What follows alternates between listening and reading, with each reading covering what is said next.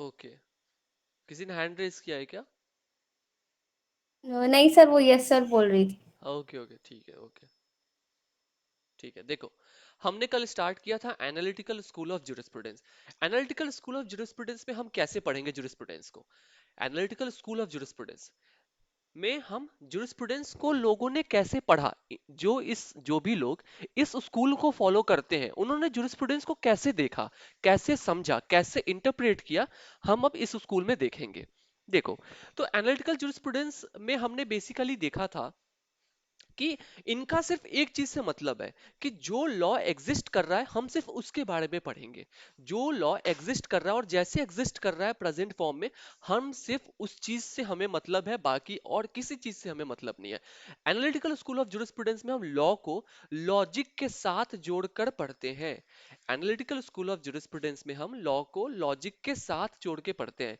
तो अगर कुछ पॉइंट्स तुम्हें याद करने हो जस्ट फॉर द अंडरस्टैंडिंग कि एनालिटिकल स्कूल ऑफ जुरिस्प्रूडेंस में हम क्या पढ़ेंगे, तो अभी तक हमने दो पॉइंट्स पढ़े हैं। ओके, एंड देखो वो दो पॉइंट्स क्या हैं। Look, we are reading analytical school of jurisprudence. Okay, तो अभी तक हमने क्या पढ़ा?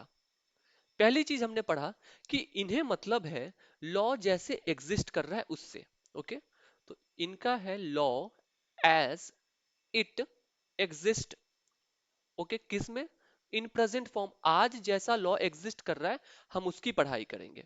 हमें उसका नॉलेज चाहिए। जुरिस्प्रूडेंस का मतलब होता है नॉलेज ऑफ लॉ। ओके, दूसरी चीज हमने देखी कि जो एनालिटिकल स्कूल ऑफ जुरिस्प्रूडेंस में जो लोग पढ़ा, जिन्होंने भी इस स्कूल को फॉलो किया, उन्होंने लॉ को लॉजिक के साथ पढ़ा। लॉजिक के साथ, लॉजिक का मतलब होता है कि whatever reasoning you are giving, आप जो भी रीजनिंग दे रहे हो उसके पीछे का लॉजिक क्या है, क्या कारण है। तो आप बोलते हो ना, ऐसा नहीं कि आप रैंडमली किसी भी चीज को फॉलो कर रहे हो, कुछ भी बोल रहे हो, ऐसा नहीं है। एनालिटिकल स्कूल ऑफ जुरिस्प्रूडेंस को हर चीज को उन्होंने लॉजिक से ऐड करके देखा, लॉजिक के साथ समझाया उन्होंने कि ऐसा क्यों है।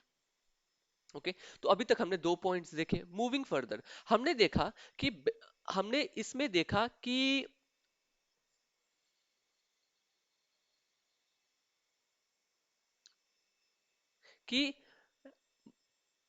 इसमें जो ये जो स्कूल है उसे पॉजिटिव स्कूल ऑफ जुरिस्प्रूडेंस भी कहा जाता है। पॉजिटिव स्कूल ऑफ जुरिस्प्रूडेंस भी कहा जाता है। क्यों कहा जाता है?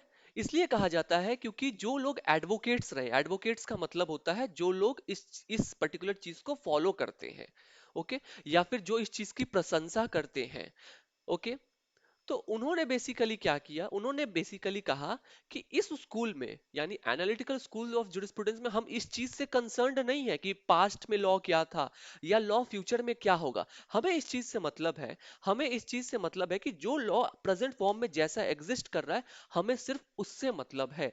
ओके, तो इन्होंने बेसिकली क्या किया, जो लोग थे, इन्होंने देखो, एक होता है पास्ट, एक होता है प्रेजेंट, और एक हुआ फ्यूचर। ओके, इन्होंने कहा कि जो लॉ आज एग्जिस्ट कर रहा है, कैसे एग्जिस्ट कर रहा है, किस फॉर्म में एग्जिस्ट कर रहा है, हमें सिर्फ उससे मतलब है। पास्ट में कैसे एग्जिस्ट करता था हमें उससे मतलब नहीं है, फ्यूचर में कैसे एग्जिस्ट होगा हमें उससे भी मतलब नहीं है। इसी रीजन की वजह से एनालिटिकल स्कूल ऑफ जुरिस्प्रूडेंस को पॉजिटिव स्कूल ऑफ जुरिस्प्रूडेंस भी कहा जाता है। देखो, तुम लोग में से किसी ने सुना होगा कि वो लोग पॉजिटिव, कौन से लोग पॉजिटिव होते हैं? जो प्रेजेंट में जीते हैं, क्योंकि जो पास्ट में जीता है वो हमेशा, यू विल फाइंड दैट वो हमेशा चीजों को ड्रैग कर रहा है खुद के साथ।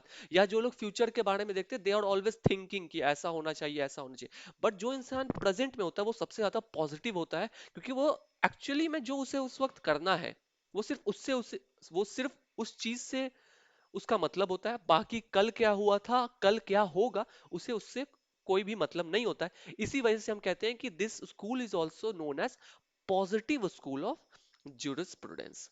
पॉजिटिव स्कूल ऑफ जुरिस्प्रूडेंस क्यों कहते हैं, समझ आ गया? Yes sir. ओके, सेजल आपको? हाँ। Okay. Okay, Prachi and Vishant, okay this they ये इनका न्यू। Okay, both of you are new in the class, right? Prachi,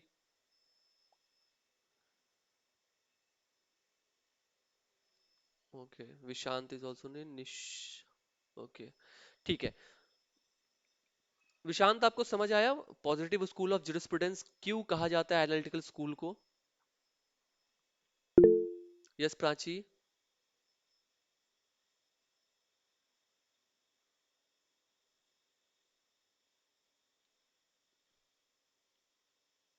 okay, अगर कुछ भी पूछना हो you can open your mic and you can ask now.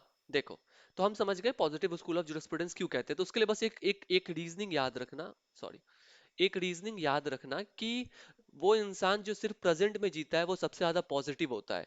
तो इसी और इससे तुम रिलेट कर सकते हो कि इस स्कूल में हम सिर्फ प्रेजेंट के बारे में देखते हैं, पास्ट और फ्यूचर के बारे में नहीं देखते। Okay, Bentham and Austin are considered to be the fourth runners. Force runner मतलब इस स्कूल के जो सबसे प्रमुख दो नाम रहे, दो प्रमुख ज्यूरिस्ट रहे, वो थे Bentham and Austin. Okay, Hence, it is also sometimes known as Austinian School of Jurisprudence. चूंकि ऑस्टिन और बेंथम ये दो लोग ऐसे रहे जो इस स्कूल के सबसे बड़े एडवोकेट्स रहे, तो इसी वजह से इस स्कूल को, एनालिटिकल स्कूल ऑफ जुरिस्प्रूडेंस को, हम ऑस्टेनियन स्कूल ऑफ जुरिस्प्रूडेंस के नाम से भी जानते हैं। नाउ देखो, सबसे पहले हम बेंथम को पढ़ते हैं क्योंकि वो इस पर्टिकुलर स्कूल के बहुत ही प्रोमिनेंट एक ज्यूरिस्ट रहे। नाउ, जर्मी बेंथम हेरल्डेड, या हेरल्डेड का मतलब होता है acclaim, a new era in the history of legal thought in England. England में उन्होंने एक न्यू एरा की शुरुआत की। जर्मी बेंथम ने एक न्यू एरा की शुरुआत की। He is considered to be the founder of positivism in the modern sense of the term. आज के मॉडर्न सेंस में बेंथम को फाउंडर ऑफ पॉजिटिव स्कूल या फिर फाउंडर ऑफ पॉजिटिविज्म भी कहा जाता है। ओके,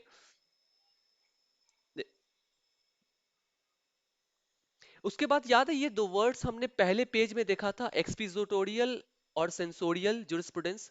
बेंथम ने डिफाइन किया था जुरिस्प्रूडेंस को। Bentham defined jurisprudence as what it is और what it ought to be. याद है किसी को?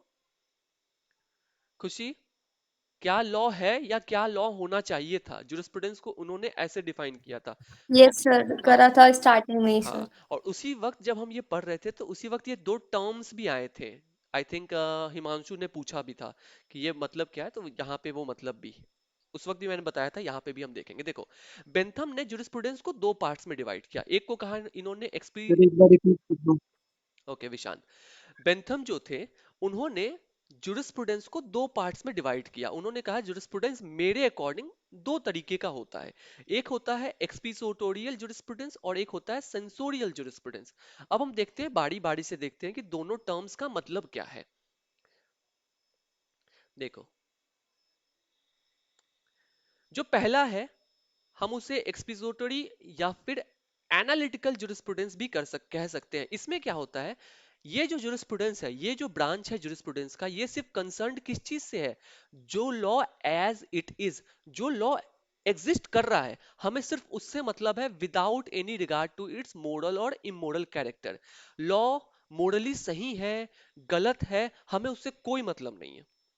जो लॉ एग्जिस्ट जिस फॉर्म में कर रहा है हमें सिर्फ उससे मतलब है। अगेन हम सेम एग्जांपल लेते हैं, जैसे मैरिटल रेप है इंडिया में।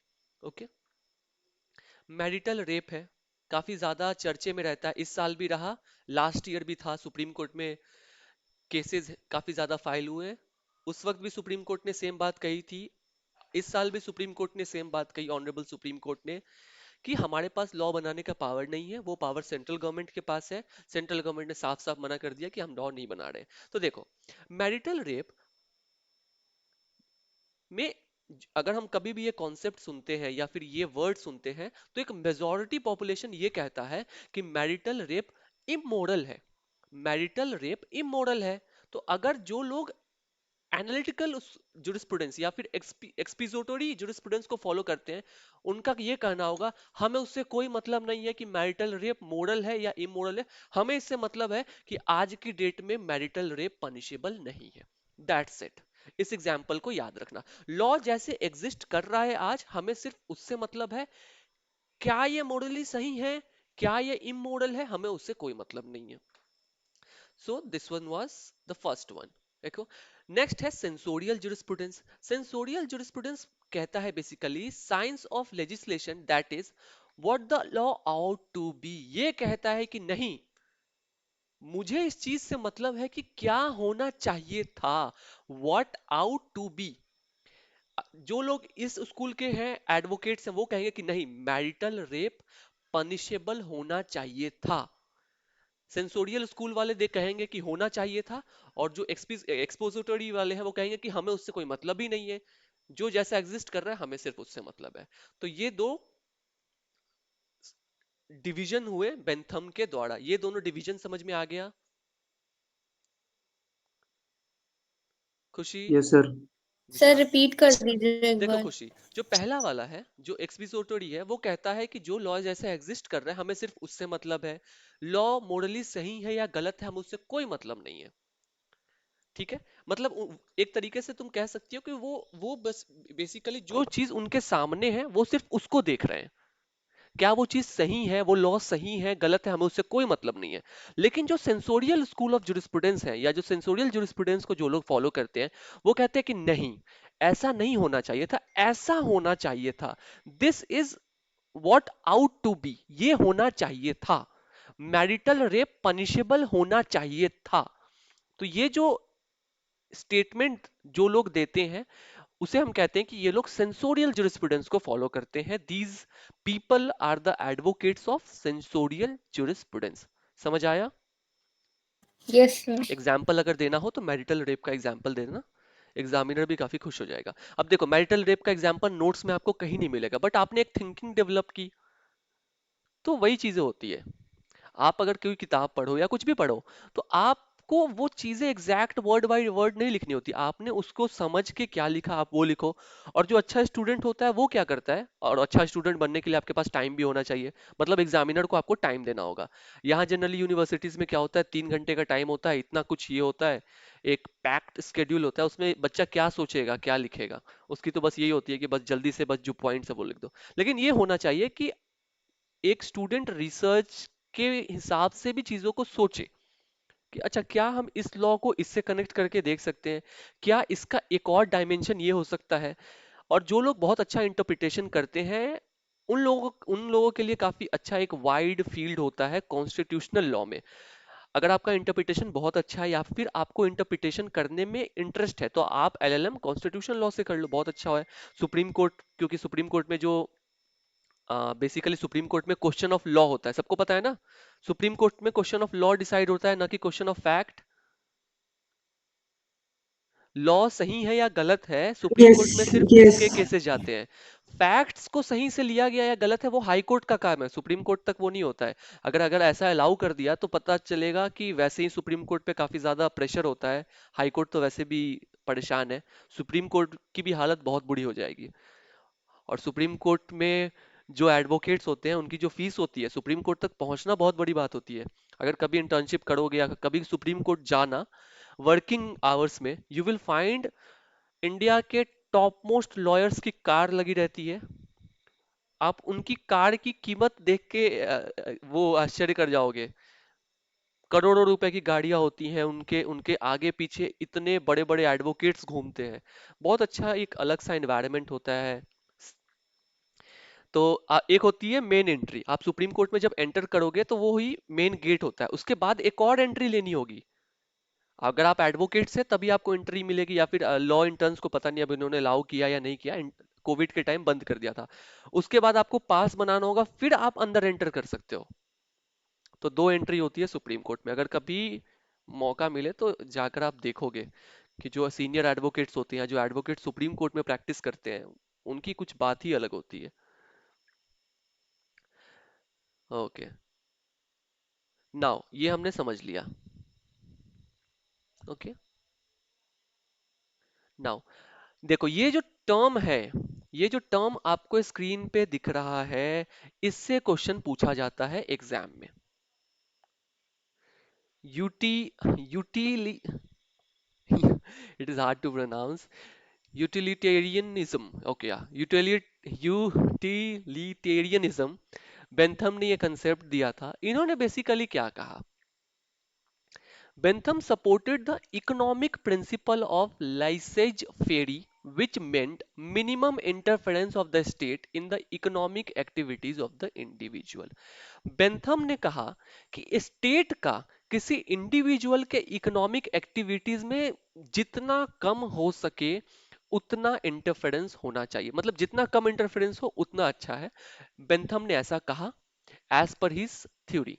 Bentham ने बताया the principle of uti, ये समझ जाओ, ये बार बार मैं बोलूंगा मैं यूटिलिटेरियनिज्म को इन्होंने बताया। और अकॉर्डिंग टू दिस थ्योरी, इस थ्योरी में बेसिकली है कि आपसे एग्जाम में पूछा जाएगा 5 मार्क्स में कि व्हाट इज दिस थ्योरी, और ये किसने दिया था, तो आप कहोगे कि बेंथम ने दिया था। और अकॉर्डिंग टू दिस थ्योरी, इस थ्योरी में बेसिकली है क्या?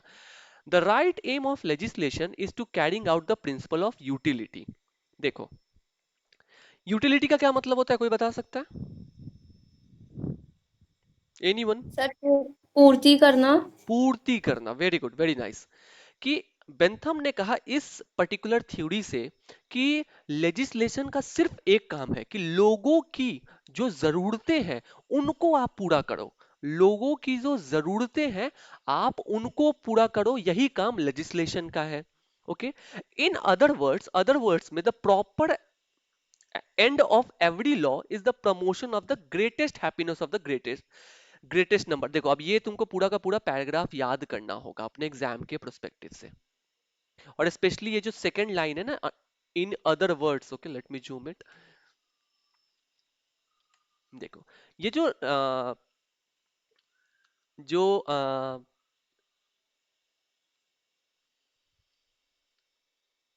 ये जो यहां से वर्ड है कि the proper end of every law, मतलब लॉ की जो आखिरी ऑब्जेक्टिव होनी चाहिए वो ये होनी चाहिए, प्रमोशन ऑफ ग्रेटेस्ट हैप्पीनेस, ज्यादा से ज्यादा लोगों को खुश रख सके। ज्यादा से ज्यादा लोग खुश कब लोग खुश कब होते हैं? जब उनकी जरूरतें पूरी होती है। अगर अगर कोई भूखा है तो उसके लिए उस वक्त सबसे ज्यादा जरूरी चीज क्या होगी? रोटी होगी। अगर कोई जॉबलेस है उसके लिए सबसे बड़ी जरूरत क्या होगी? जॉब होगी। तो लेजिस्लेशन का ये प्रोस्पेक्ट, ये एम होना चाहिए कि मेजॉरिटी ऑफ लोगों को खुश रखना, greatest happiness of the greatest number. ये फ्रेज याद रखना, greatest happiness of the greatest number। Okay, Bentham defined utility as the property or tendency of a thing to prevent some evil or procure some good।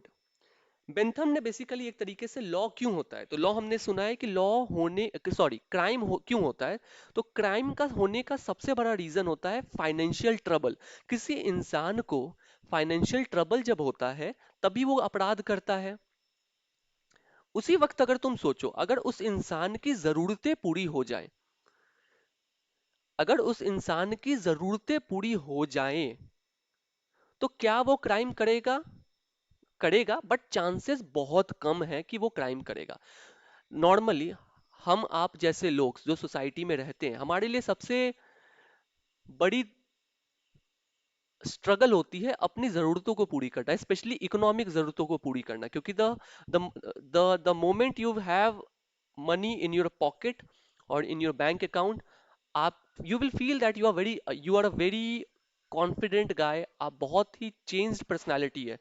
जो लोग कहते हैं ना पैसा कुछ भी नहीं है, वो जो लोग ऐसा कहते हैं ना, या तो उनके पास बहुत ज्यादा पैसा है कि अब उन्हें इस बात से मतलब ही नहीं है कि अगर मैं कुछ कमा लूं या फिर अगर मुझसे कुछ खो जाता है तो उससे कुछ फर्क पड़ेगा। जैसे सड़क पे चलने वाला एक आम इंसान, अगर उसकी 10 रुपए की नोट गिर जाए तो उसके लिए बहुत बड़ी बात है।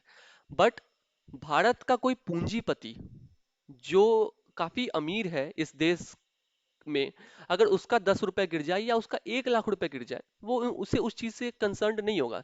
जैसे आप देखते हो शेयर मार्केट होता है, शेयर मार्केट में एक कंपनी एक दिन में इतने बिलियन डॉलर्स लूज कर लेती है, बट उन्हें कोई मतलब नहीं है। बिकॉज उनका कैपिटल, उनका रेवेन्यू, उनका मार्केट कैप्चर इतना ज्यादा होता है कि वो जैसे ही मार्केट फिर ऊपर जाएगा they will get back to their original position.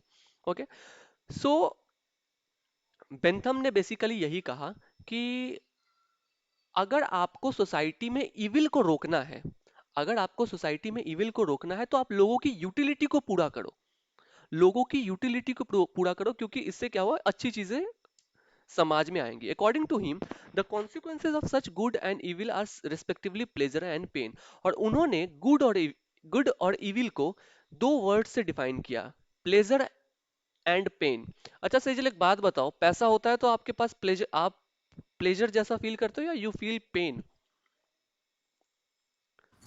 Pleasure. Pleasure, obvious सी बात है। तो और जब आपके साथ अगर कुछ भी आपकी यूटिलिटीज पूरी ना हो तो you will feel the pain, you will feel the agony. Okay, so इसी तरीके से उन्होंने गुड और एविल की जगह उन्होंने यूज किया प्लेजर एंड पेन वर्ड को। Bentham proceeded from the axiom that nature has placed mankind under governance of two sovereign masters। Bentham ने कहा कि नेचर मतलब प्रकृति जिसने हम सबको बनाया है, उसने इंसान को, मैनकाइंड को दो अथॉरिटीज के अंडर रखा है। दो अथॉरिटीज के अंदर रखा है मतलब इंसान के ऊपर भी दो लोग हैं। वो दो लोग कौन है? Pleasure and pain. वो लोग हैं प्लेजर एंड पेन। कितने खूबसूरत तरीके से इन्होंने डिस्क्राइब किया। अगर तुम सोचो कि इंसान के ऊपर दो मास्टर्स हैं, वो मास्टर्स हैं प्लेजर और पेन, जो इंसान को कंट्रोल करती है। okay, they alone point out to us what out to do and what we should refrain। और प्लेजर और पेन वो दो लोग हैं जो हमें बताते हैं कि हमें क्या करना है और हमें क्या नहीं करना है। Okay, so this is a very wonderful paragraph. अगर आप एग्जाम में इस तरीके से लिखते हो काफी अच्छा कास्ट करते हैं, या फिर अगर आप अपने किसी भी बुक को फॉलो करते हो, अगर आप उसमें ऐसे पैराग्राफ्स देखोगे, you will feel that okay this particular thing is how beautiful. किस तरीके से राइटर ने उन चीजों को लिखा है। बेंथम ने सोचा कि इंसान के ऊपर सिर्फ दो मास्टर है, एक है प्लेजर और एक पेन, जो हमें गाइड करता है कि हमें क्या करना चाहिए और क्या नहीं करना चाहिए। यहां तक समझ आ गया Vishant? Yes sir. Okay Sejal, आपको? यस। खुशी? Yes sir. अभी जो हम थ्योरी पढ़ रहे हैं प्रिंसिपल ऑफ यूटिलिटी, अगर एग्जाम में आएगा तो आप एक्सप्लेन तो कर दोगे ना? Yes sir. चलो प्राची, आपको? Yes sir. ओके ओके, देखो, और ये आता है एग्जाम में, जनरली छोटे में आएगा, 5 मार्क्स या 7 मार्क्स, जो भी आपके एग्जाम का पैटर्न होता है वो इसमें ही पूछा जाएगा। लेकिन जनरली आता है ऑलमोस्ट हर स्टूडेंट्स के हर यूनिवर्सिटी के पेपर में ये प्रिंसिपल ऑफ यूटिलिटी और या फिर बेंथम का यूटिलिटिज्म आता ही आता है। The task of government according to Bentham was to promote happiness. Same बात उन्होंने फिर सारी चीजें कही कि गवर्नमेंट का यही टास्क है कि लोग खुश रहें सोसाइटी में, क्योंकि अगर लोग खुश होंगे तो क्राइम कम होगा, बाकी सारी चीजें कम होंगी, सोसाइटी काफी खुश रहेगा, लोग काफी ज्यादा खुश रहेंगे। और लोगों को खुश करना ही गवर्नमेंट का अल्टीमेट एंड होना चाहिए, गोल होना चाहिए। Bentham desired to ensure happiness of the community by attaining four major deals। अब बेंथम ने यह भी बताया कि अगर आपको सोसाइटी में लोगों को खुश रखना है, कम्युनिटी में लोगों को खुश रखना है, तो वो चार चीजें आप कर सकते हो। पहला है सबसिस्टेंस, दूसरा है अबंडेंस, तीसरा है इक्वालिटी एंड चौथा है सिक्योरिटी। देखो, सबसिस्टेंस का मतलब क्या होता है, कोई बता सकता है क्या? एनीवन? चलो, सबसिस्ट वर्ड से बना है सबसिस्टेंस। अब याद करने की अब कोशिश करो।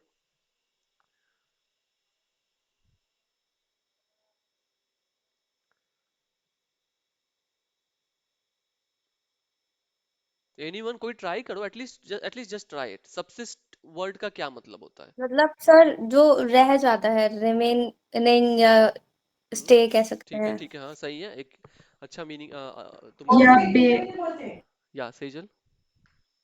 मतलब बेयरली सरवाइव करना, इससे ऐसा भी कुछ कह सकते हाँ हैं। बहुत अच्छी बात है, बहुत अच्छी बात है। Prachi, do you want to try?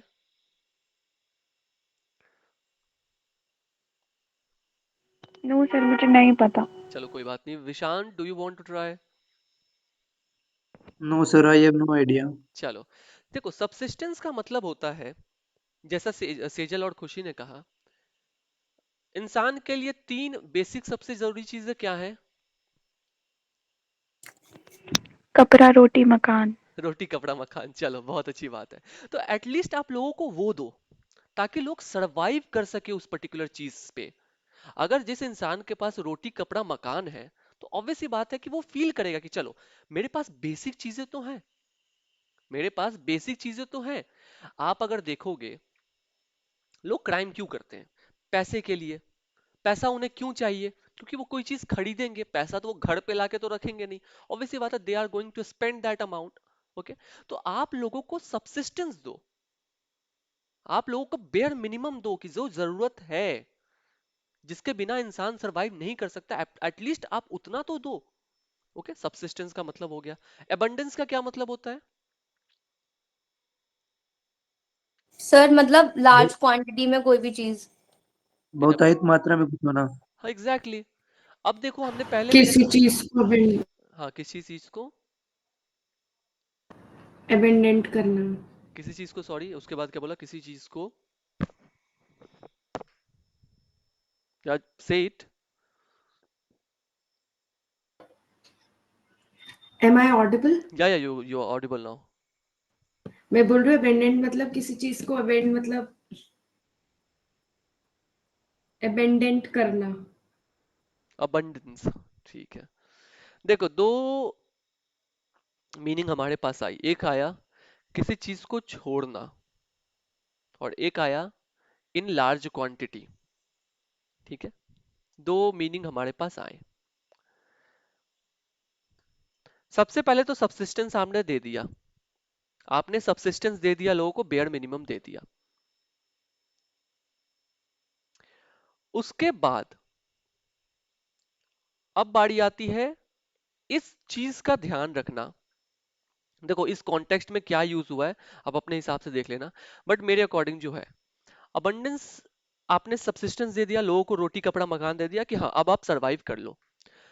उसके बाद इस बात का आप ध्यान रखो कि वो एडिक्वेट हो, वो प्रॉपर एक तरीके से।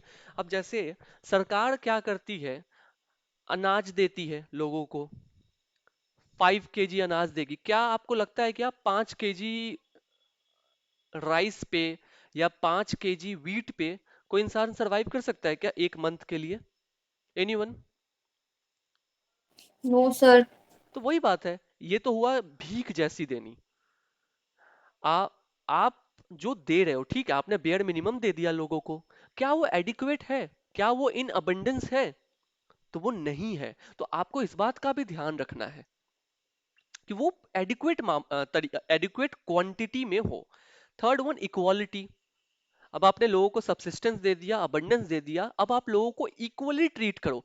हमारे लिए हर कोई बराबर है, आप उस चीज का ध्यान रखो। और चौथा है सिक्योरिटी। आप लोगों को इंश्योर करो कि दे आर सिक्योर्ड। तो सोसाइटी में अगर लोगों को खुश रखना है, कम्युनिटी में अगर लोगों को खुश रखना है, अगर लेजिस्लेशन को खुश रखना है लोगों को, तो इन चार चीजों का उसे ध्यान रखना होगा। अब देखो, अब तुम कहोगे कि सर हम जुरिस्प्रूडेंस पढ़ रहे हैं, क्यों पढ़ रहे हैं? अब कोर्ट में अगर मान लो तुम्हारा आर्गुमेंट आया कि अक्यूज्ड ने ये क्राइम किया, सपोज वो अक्यूज्ड ने किसी के घर पे रोटी चोरी की, या फिर कोई ऐसा क्राइम किया ताकि उसकी जरूरतें पूरी हो, तो एज अ लॉयर आप बोल सकते हो कि sir, the objective of legislation should be maximum या फिर greatest happiness of greatest number, and this goal can only be achieved by subsistence, abundance, security and equality. मेरा जो क्लाइंट है, उसने ये क्राइम क्यों किया? क्योंकि उसके पास ये चीजें नहीं थी। तो इससे क्या होगा, अगर आपने कोर्ट में ये सारी चीजें बोली, या फिर आपने कभी इन इन इन जनरल पब्लिक के सामने ये चीजें बोली, तो लोगों को भी लगेगा कि ये बात लॉजिकली बोल रहा है, ना कि इलॉजिकली। आंखें बंद की और बस कुछ भी बड़बड़ा के चले गए, nobody is going to respect that, specially if you are in this particular profession. अगर आप इस प्रोफेशन में हो, कोर्ट में अगर आप कभी जाओगे या मूट कोर्ट कॉम्पिटिशंस करोगे, उसमें जज बार बार आपको टोकेगा, आप कैसे कह सकते हो, आप ऐसा कैसे कह सकते हो, आपने ऐसा क्यों किया, आपके क्लाइंट ने ऐसा क्यों किया। जवाब दो, क्योंकि और आपको भी इंश्योर करना होगा कि आप जो भी आर्गुमेंट दे रहे हो वो लॉजिकली हो। ओके, तो बेंथम ने 4 तरीके बताए जिससे हैप्पीनेस कम्युनिटी में लाई जा सकती है।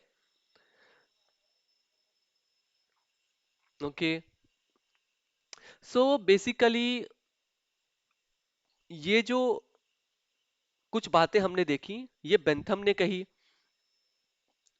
किस चीज के बारे में, लोगों के खुशी के बारे में।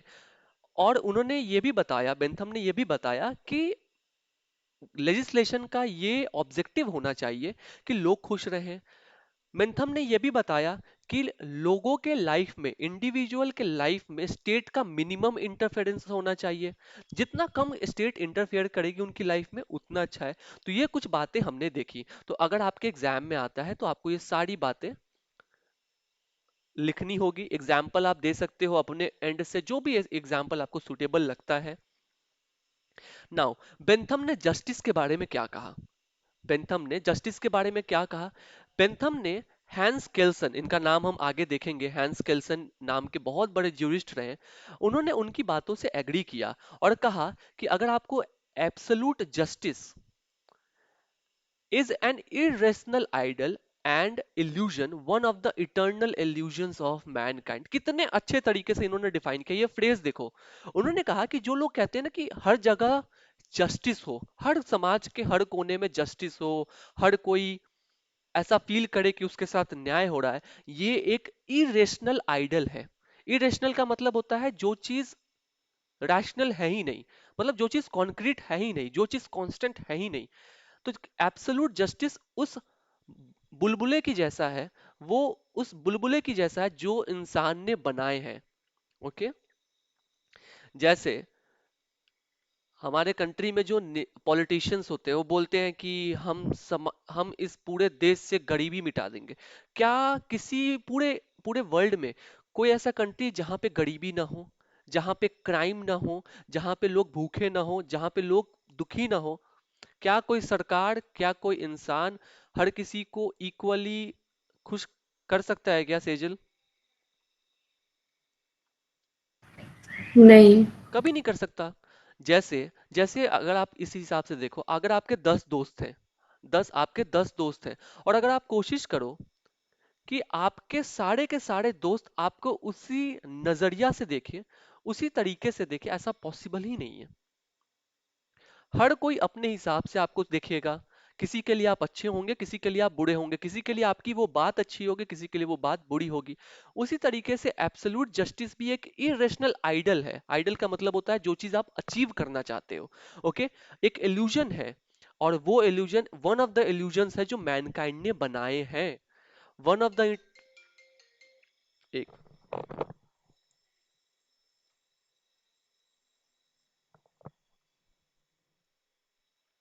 हाँ भैया, हाँ भैया ठीक है। आप कैसे हैं? नहीं नहीं, रूम पे हैं भैया। कब आएंगे भैया आप? ठीक है भैया, ठीक है। आप तो भैया आप कहाँ आ जाइएगा? हाँ भैया वही रहते हैं। ठीक है भैया, ठीक है भैया, ठीक है भैया, ओके भैया।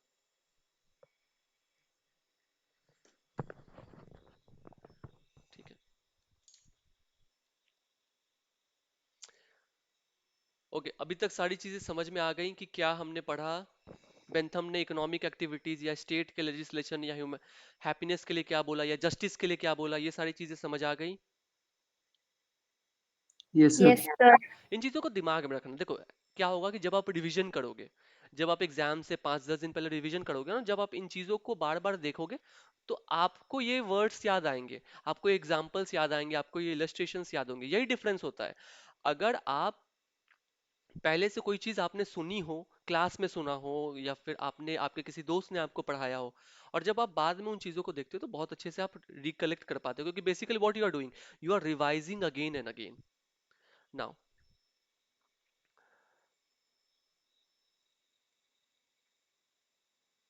देखो, उसके बाद इन्होंने एक और बहुत अच्छी बात कही कि जस्टिस जितना डिले होगा, जस्टिस जितना डिले होगा, लॉन्गिंग वर्ड यूज हुआ है, मतलब जितना डिले होगा, हम इस कॉन्टेक्स्ट में पढ़ सकते हो समझने के लिए।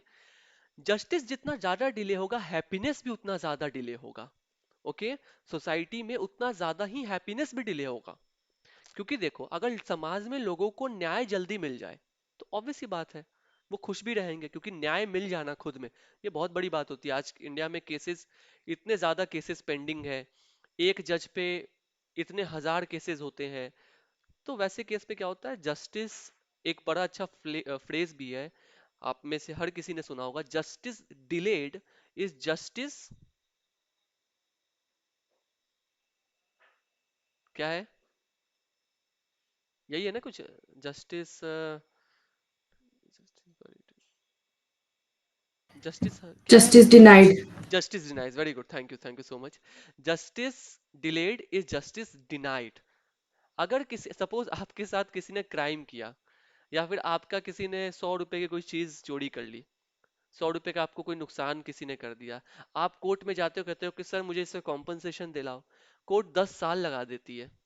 होता है कंज्यूमर, सोचो, कंज्यूमर के मामले में कंज्यूमर कोर्ट्स क्या होते हैं, उनका काम है सिर्फ वो मैटर देखना, कंज्यूमर के मैटर खत्म होने में 10 साल लग जाते हैं, 15 साल लग जाते हैं। और कॉम्पनसेशन कितना मिलता है, सपोज अगर 100 रुपए का मामला है, मान लेते हैं 50 हजार दे दिया गवर्नमेंट, 1 लाख रुपए दे दिए, बट उस टाइम तक, 10 साल तक वकील को हायर करके रखना, ट्रैवलिंग करना, मेंटल बर्डन बियर करना, ये सारी चीजें दिखाती हैं, बतलाती हैं कि जस्टिस डिनाइड है। क्या करोगे आप ऐसी जस्टिस लेके?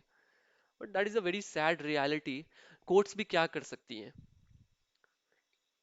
इंडिया का जो एक तरीके से कह सकते हो सबसे बड़ा जो प्रॉब्लम है, वो है इंडिया का पॉपुलेशन। जितने ज्यादा लोग होंगे उतनी ज्यादा डाइवर्सिटी होगी, जितनी ज्यादा डाइवर्सिटी होगी उतने कम चांसेस है कि आप सबको एक साथ लेके चलोगे, और उसमें से कोई ज्यादा चांसेस है कि लोग क्राइम करेंगे, अदर एक्टिविटीज करेंगे, और आप उन लोगों को कंट्रोल नहीं कर सकते हो। अगर आप ये देखो कि वर्ल्ड में वो कौन से कंट्रीज जो सबसे ज्यादा खुश हैं, तो उसमें आप देखोगे डेनमार्क है, फिनलैंड है, स्कॉटलैंड है। ये सारे स्टेट, ये सारे कंट्रीज जो है, इनका पॉपुलेशन इतना कम होता है, वहां पे आपको पुलिस मिलेंगे एडिक्वेट नंबर में कि किसी के साथ क्राइम हो रहा है, डॉक्टर्स मिलेंगे, जस्टिस काफी जल्दी होता है। अमेरिका में के बारे में हम सुनते हैं, अमेरिका में भी जस्टिस काफी टाइम लग जाता है, क्योंकि वहां पे भी पॉपुलेशन अब काफी ज्यादा हो रही है, क्योंकि वहां पे बाहर से लोग आके काम माइग्रेट कर रहे हैं, सारी चीजें हो रही है। So we can not blame anyone, जो चीजें जैसी चल रही हैं, गवर्नमेंट, लोग, सब लोग इग्नोरेंट है इस चीज को लेके, कि ठीक है चल रहा है। अब देखो, बेंथम ने जो बातें कही, अब हम उसका क्रिटिसिज्म पढ़ेंगे कि लोगों ने कहा, बेंथम की जो थ्योरीज है उसको क्रिटिसाइज किया। क्या कह के क्रिटिसाइज किया, देखो, Bentham theory of utilitarianism utilitarianism has been subject to criticism on many counts. बहुत तरीकों से इस थ्योरी को लोगों ने क्रिटिसाइज किया। According to Friedmann's, it suffers it suffers mainly from two weaknesses. Friedmann नाम के एक जुरिस्ट रहे, उन्होंने बेसिकली दो रीजंस बताए जिसकी वजह से ये थ्योरी उतनी सही नहीं लगती है। पहला, उन्होंने कहा, it is firstly in an effort to bleed materialism with idealism, Bentham underestimated the need of individual discretion and flexibility in the application of law, overestimating the power of legislator. तो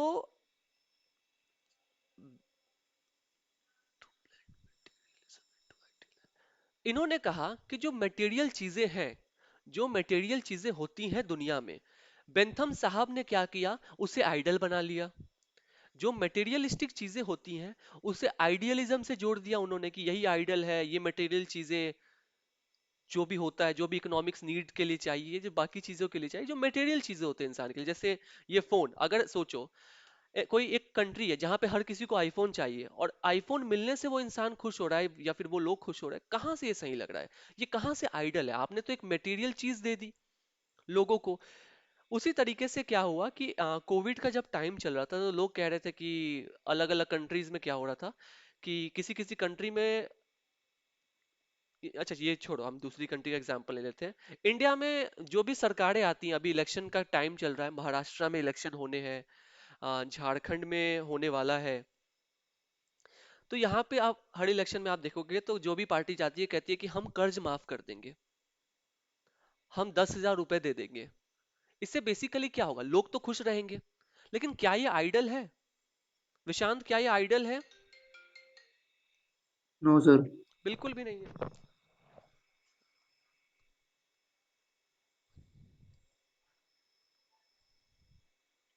hello, class में है।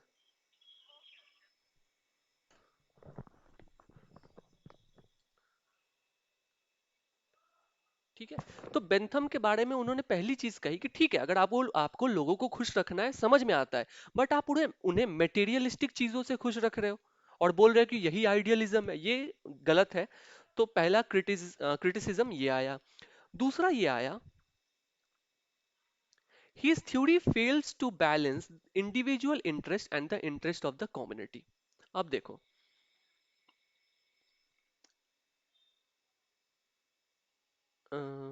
Suppose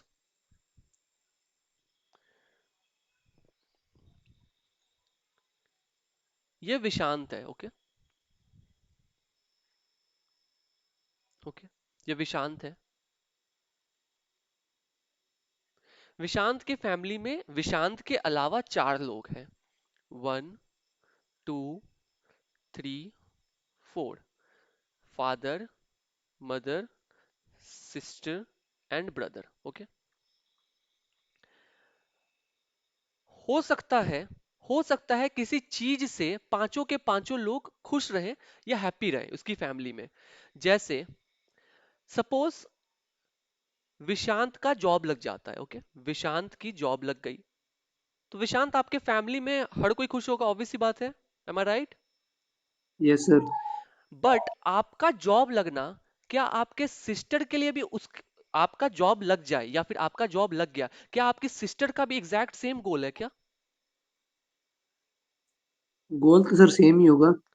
आपके job लगने से क्या आपकी, suppose आपकी sister भी पढ़ाई कर रही है, ओके, आपका ओके सर। जॉब लग गया, क्या इससे, ठीक है, एज अ फैमिली आपकी सिस्टर भी खुश होगी, आपकी मदर फादर सब खुश होंगे, बट अगर इंडिविजुअल लेवल पे देखो, इंडिविजुअल लेवल पे देखो, अब बात करते हैं आपकी सिस्टर की, तो क्या आपकी सिस्टर भी उतना ही खुश होगी जितना आप हैं?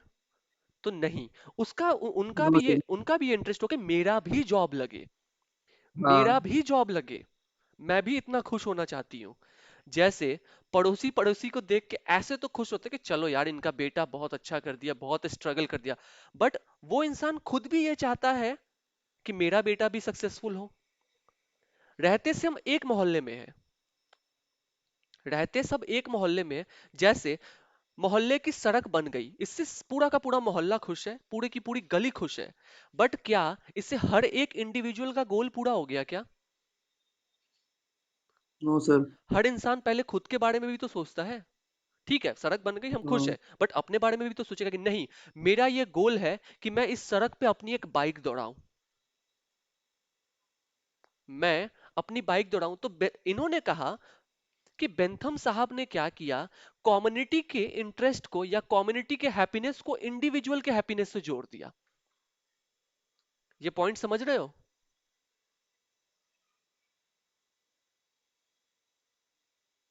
ये पॉइंट समझ में आया? हाँ आ गया। खुशी आपको? Yes sir. देखो अगेन मैं बता देता हूं, देखो जरूरी नहीं है, बेंथम साहब ने कहा कि आप कम्युनिटी को खुश रखो, कोई दिक्कत नहीं है, बट इन्होंने इग्नोर कर दिया, किस चीज को इग्नोर कर दिया, कि हर इंसान इंडिविजुअली भी कुछ चीजें चाहता है, एज ए कम्युनिटी भी कुछ चीजें चाहता है, बट एज ए इंडिविजुअल भी कुछ चाहता है। तो बेंथम, इन्होंने क्रिटिसाइज किया बेंथम की थ्योरी को और कहा कि बेंथम ने इस चीज को इग्नोर कर दिया, क्योंकि at the end of the day आपकी फैमिली में, ठीक है, आपका भाई जॉब कर रहा है, बट अल्टीमेटली आप भी चाहोगे कि मेरा भी तो जॉब लगे, मैं भी तो डॉक्टर बनूं, मैं भी तो इंजीनियर बनूं, मैं भी तो पुलिस ऑफिसर बनूं, टीचर बनूं। ठीक है, आपकी फैमिली खुश है, आप भी खुश हो, ऐसा नहीं कह रहा कि आपकी बहन आपसे जलेगी, बट जब उसके खुद के इंडिविजुअल हैप्पीनेस की बात आएगी ना, तो आपको उसका भी इंडिविजुअल हैप्पीनेस देखना होगा। आपको सरकार को उसके लिए भी कुछ करना पड़ेगा, और इस चीज को बेंथम ने इग्नोर कर दिया था। ये समझ में आया प्राची आपको? Yes sir. हाँ सर, आ गया। Okay, so this was criticism about Bentham. Okay, जो इन्होंने कहा। अनदर क्रिटिसिज्म, अब दूसरा क्रिटिसिज्म देखते हैं कि इन्होंने another criticism advanced against Bentham hedionistic calculus, that is theory of utilitarianism, is that pleasure and pain alone cannot be final test of adequacy of law. इन्होंने एक और क्रिटिसिज्म बेंथम की थ्योरी की ये भी आई कि आप हर चीज को प्लेजर और पेन से ही जोड़कर देख रहे हो। आप हर चीज को प्लेजर और पेन से ही ऐड करके देख रहे हो। प्लेजर एंड पेन सब कुछ नहीं होता है। आपको किसी इंसान को खुश रखने के लिए, या फिर आप कुछ गलत हो रहा है उसको रोकना है, आपको आपका सिर्फ ये काम नहीं होता है, आपको बाकी और चीजें भी देखनी होती है। आपको हर इंसान को खुश रखना, कम्युनिटी को खुश रखना, ये सिर्फ यही सोल ऑब्जेक्टिव नहीं होता है, आपको अदर वर्क्स भी करने होते हैं। ठीक है, देखो बेंथम ने बेसिकली क्या कहा कि जो इंसान दुखी है उसे खुश कर दो। क्या यही सब कुछ होता है? नहीं होता है। क्या जॉब मिलने के बाद भी इंसान खुश रह सकता है क्या प्राची? No sir. obvious सी बात है। एक बहुत अच्छी वो हिंदी में लाइन है कि जो नहीं मिलता वो सोना होता है, और जो मिल गया वो मिट्टी होती है। जो मिल गया हम्म। वो सोना, जो मिल गया वो मिट्टी है, जो ना मिला वो सोना है। उसी तरीके से कहा कि आपने ठीक है जॉब दे दी किसी को, लोग खुश हैं, तो आप ये नहीं मान सकते कि okay this is everything, this is pleasure for that particular person. नहीं, इंसान को आप कभी भी खुश नहीं रख सकते हो। तो इस चीज को बेंथम ने इग्नोर कर दिया। Now Bentham's theory suggests that interest of an unlimited number of individuals shall be conclusive to the interest of community. This is another word means that the freedom of the enterprise will automatically lead to greater equality. Same बात इन्होंने कही कि आपने अगर community को खुश कर दिया, अगर आपने कम्युनिटी को खुश कर दिया, इसका मतलब ये नहीं है कि कम्युनिटी के सारे लोग खुश हो गए। जरूरी नहीं है। आपने कम्युनिटी को खुश कर दिया, आपने सड़क बना दी गली की, तो जरूरी नहीं है, ठीक है कम्युनिटी तो खुश हो गया, बट ये जरूरी नहीं है कि हर एक इंसान भी खुश हो, क्योंकि उसके खुद के भी नीड्स होंगे, उसके खुद के भी कुछ डिजायर्स होंगे। उस चीज को बेंथम ने नहीं देखा। And lastly again Bentham advance that law should be made exclusively by legislation which was suppose to remove